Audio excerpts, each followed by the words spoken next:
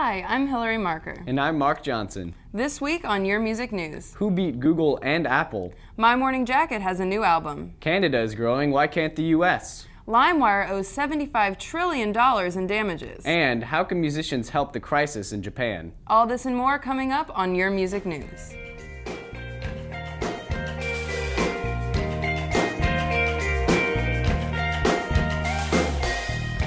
On April 12th, the first 3 albums of the British band The Kinks will be reissued as 2-disc sets. The albums will include rarities and demos. More albums by The Kinks are scheduled for release over the summer. The Performing Rights Society for Music reported for the first time a 1% annual fall in total royalties. Digital piracy, the loss of physical retailers, and the challenge of accurately capturing the value of online music usage are all to blame for the drop. After much anticipation, My Morning Jacket announced that their new album will drop on May 31st. Leading up to the release, curious fans can sign up on the band's website to receive live versions of the songs from the album. In a surprising twist, Amazon beat both Apple and Google to the market with their launch of their freemium cloud-based digital media locker and integrated music player.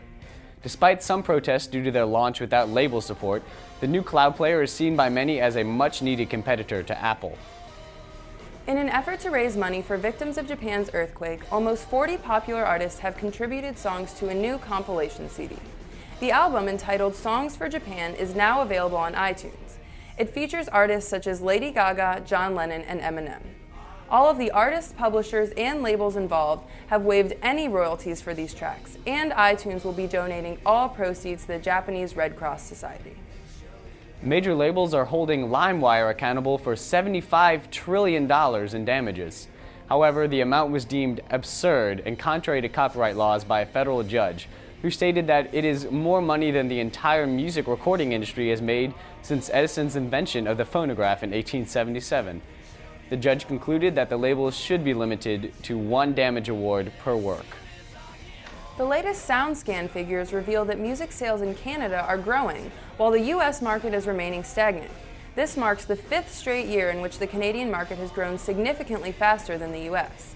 It seems like the U.S. could learn a thing or two from its northern friend. Thanks for watching. See you next week.